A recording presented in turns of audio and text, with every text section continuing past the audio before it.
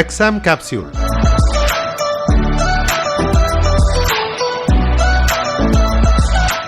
PSC നടത്തുന്ന office attendant പരീക്ഷയിലെ computer അടിസ്ഥാന വിവരങ്ങൾ എന്ന വിഭാഗത്തിലെ ചോദ്യങ്ങളെ എങ്ങനെ നേരിടാം എന്ന് സംസാരിക്കുന്നു കരിയർ വിദഗ്ധൻ ഋഷി ശങ്കർ.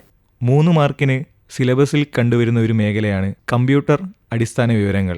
3 മുതൽ 5 മാർക്കിന് വരെ ചോദ്യങ്ങൾ ഈ മേഖലകളിൽ നിന്നും കണ്ടുവരുന്നു. പ്രധാനമായും 5 സബ് ടോപ്പിക്കുകളാണ് കമ്പ്യൂട്ടർ അടിസ്ഥാന വിവരങ്ങൾ കീഴിൽ വരുന്നത്.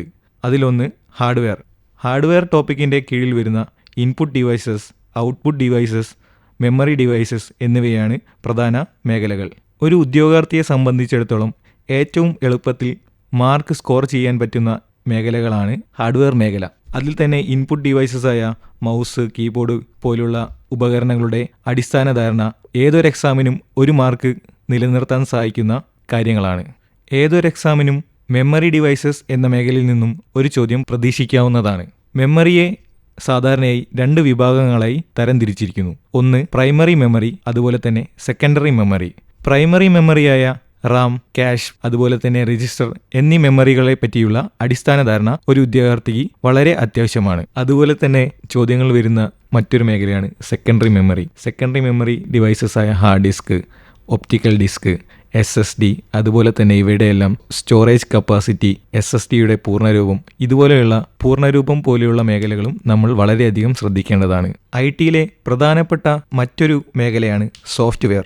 സോഫ്റ്റ്വെയറിൽ പ്രധാനമായും ചോദിക്കുന്ന സോഫ്റ്റ്വെയറും അതിൻ്റെ ക്ലാസിഫിക്കേഷൻ, ഉദാഹരണമായി പറയുകയാണെങ്കിൽ സിസ്റ്റം സോഫ്റ്റ്വെയർ, അതുപോലെ തന്നെ ആപ്ലിക്കേഷൻ സോഫ്റ്റ്വെയർ, അതിൻ്റെ എല്ലാം ഉദാഹരണങ്ങൾ സഹിതം പഠിച്ചിരിക്കേണ്ടതാണ്. അതുപോലെ തന്നെ പ്രധാന ഓപ്പറേറ്റിംഗ് സിസ്റ്റംസായ Microsoft, Mac OS, Linux, Ubuntu എന്നിവയെ പറ്റിയുള്ള അടിസ്ഥാന വിവരങ്ങളും ഒരു ഉദ്യോഗാർത്ഥിയെ സംബന്ധിച്ച് വളരെ പ്രധാനപ്പെട്ടതാണ്.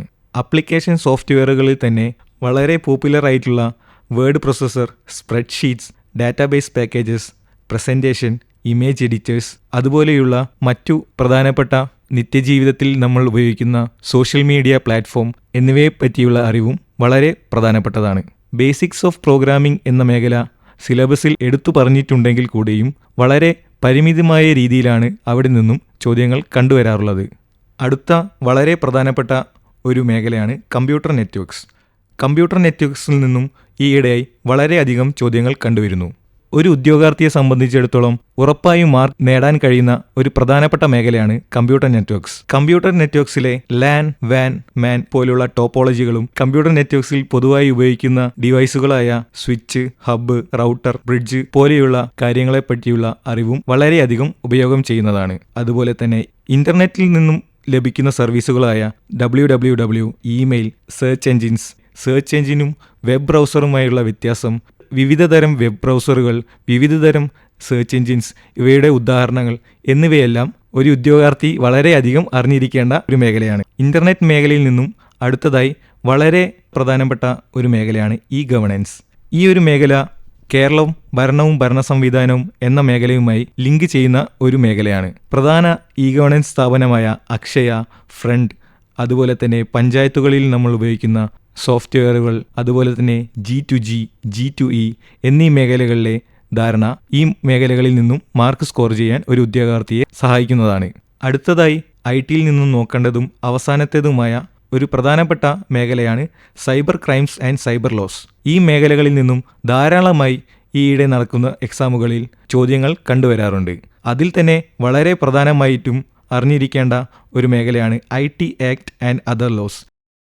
വളരെയധികം ആഴത്തിലുള്ള ഒരു പഠനത്തെക്കാൾ ഉപരി എല്ലാ മേഖലകളിലും തൊട്ടുപോകുക എന്നതാണ് ഒരു ഉദ്യോഗാർത്ഥിയെ സംബന്ധിച്ചിടത്തോളം IT മേഖലയിൽ നിന്നും മാർക്ക് സ്കോർ ചെയ്യാൻ ഏറ്റവും അത്യാവശ്യം. OA പരീക്ഷയിലെ IT വിഭാഗത്തിൽ നിന്നുള്ള ചോദ്യങ്ങൾക്കായി എങ്ങനെ തയ്യാറെടുക്കാം എന്ന് സംസാരിച്ചത് കരിയർ വിദഗ്ധൻ ഋഷി ശങ്കർ.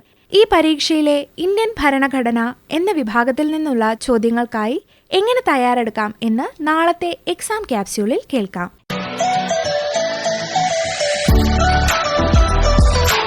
Exam capsule.